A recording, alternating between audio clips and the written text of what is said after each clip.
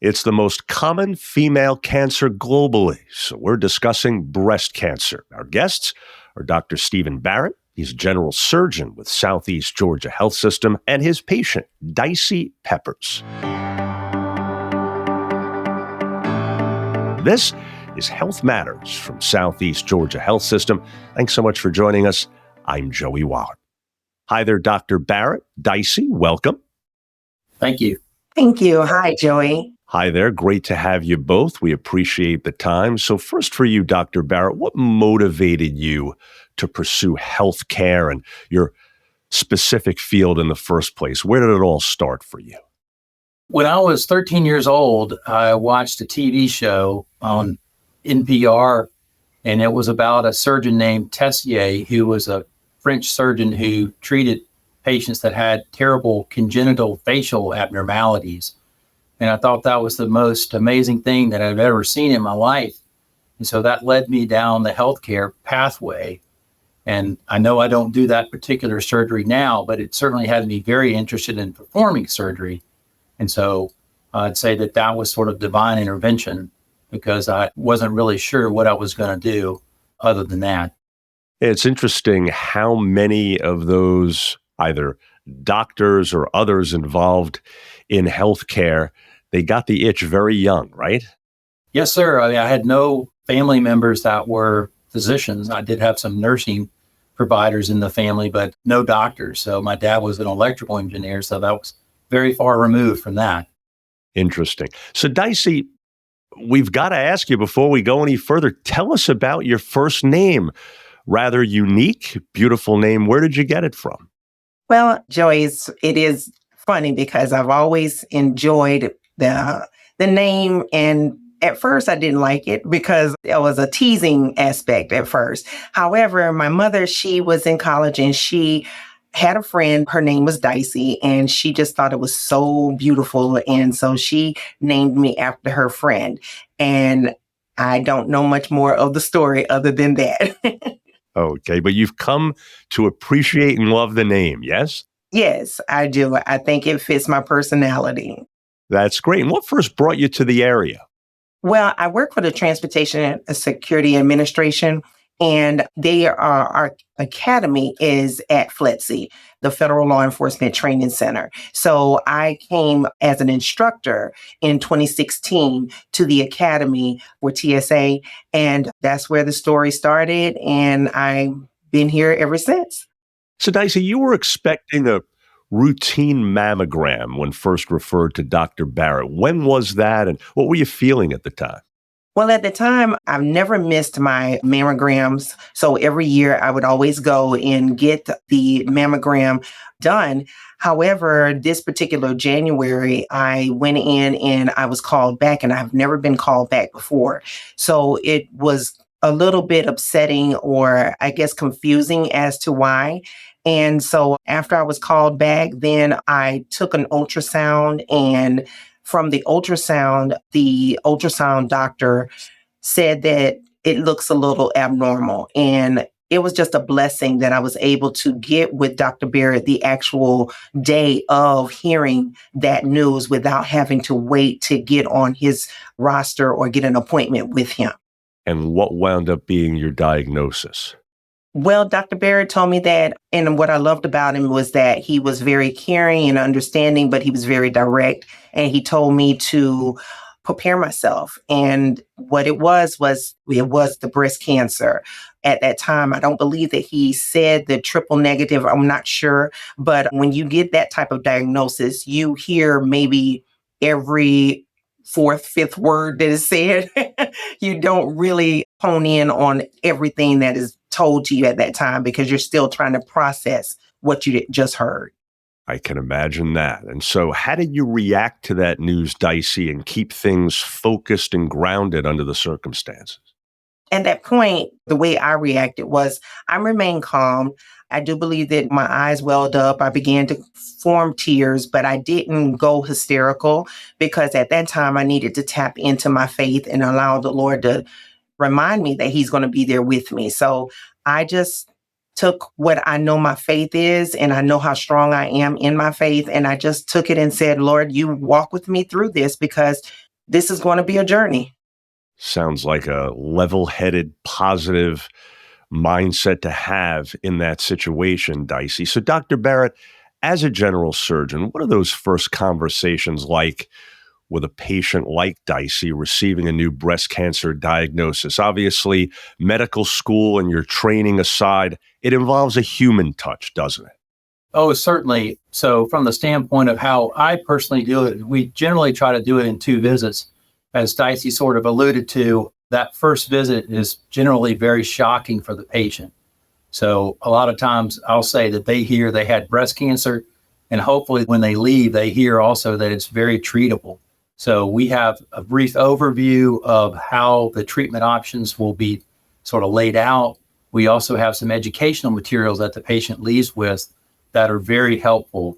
I send them home with a little bit of homework, as I call it, and typically they do some research at home and then sort of figure out questions they need to ask me. And so we typically see them back several days to possibly a week later, generally try to resolve all those questions and then figure out our treatment plan at that time. And speaking of which, doctor, what factors led you to recommend surgery for Dicy's case, and what actually did you do surgically? So she actually did not have surgery first off. So most ladies that get diagnosed with breast cancer in America probably do have diagnosis, surgery, then possibly chemotherapy and possibly radiation. Hers was a little bit different. She had a variant called triple negative breast cancer, which typically would be considered more aggressive. So at that point in time, we elected to get her evaluated by oncology. She had a workup and actually did chemotherapy prior to having any surgery done. And then what eventually was the surgical procedure? Well, she elected to have her breast saved. So she had breast conserving surgery with, I believe, a reshaping of the breast. So she had what's called an oncoplastic lumpectomy. And we also did a lymph node sampling, which is a standard treatment. And so, Dicy, leading up to that surgery, what was your experience like with Dr. Barrett and his staff in terms of the support, in terms of the education that you needed in order to make decisions along the way that really were affecting your life? Well, like I said, Dr. Barrett was very direct and very transparent. His staff, they were so supportive in the way of answering any type of questions, making sure that he was advised or informed of anything that I did have a question on that he would probably need to answer. They were willing to see me at a drop of a dime. I was concerned about certain things, but the book that he talked about was a lot. It had a lot of information. And if you did your homework, as he said, you would be able to be more informed so you can make a more informed decision on what's best for you moving forward. And speaking of moving forward, how would you describe your recovery since? I can say it was awesome. It has been a journey that I can't even believe that it's been a year already. And Dr. Barrett, along with all the information from all the doctors that I have had come in contact with, I can say that it's been an educational thing. And it's definitely been a point to where I can be able to now have my testimony help others to be able to understand what's important about getting your mammogram and understanding what your body is trying to tell you. Listen to your body because it is the first to know. That's very well put, very true, and very well put indeed. Right, Dr. Barrett? So tell us, doctor, from your standpoint, obviously this is a great success story, fortunately. And so what do you want people joining us to know about Dicy's recovery and the results here? I think just the fact that, number one, she's such a powerfully positive person. So her mindset, and I know she sort of said she had a tear sort of coming out, and it was amazing. She handled the bad information just like a champ. I mean, she never let it get her down. She was determined from the beginning that, okay, this is the hand up and dealt. This is what I'm going to do. I'm going to get all the information. I'm going to make the best decision for myself, but remain extraordinarily positive throughout that entire journey. And I think that's such an important thing for people to understand. There's such an emotional part of this, and that positive outlook only just improves things tremendously for the patient. And regarding that positive outlook of yours, Dicy, let's talk about that a little bit more, because Thank goodness you're now in remission, which is naturally such a significant milestone in and of itself. How has that fact shaped your outlook moving forward? The fact that you tried to remain positive and it seems to have paid off, right? Yes, I think that from the beginning, like Dr. Barrett said, once you hear something as devastating as cancer of any sort, your mind automatically goes to, is this the end? Will I overcome this? And you have to put in perspective what's important. And my children and my family was very important to me, and I was going to overcome that. So the thing that I had to do was put that in my mind to know that that's the end result.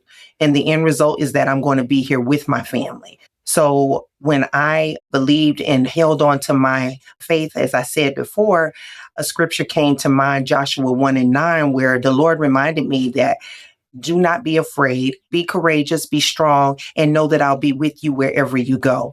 So not only where I go, but what I go through. And I was going to go through this and I was not going to let this beat me. So you have to be mentally strong, because if you allow it, and I never did, let me say this, I never said I had cancer.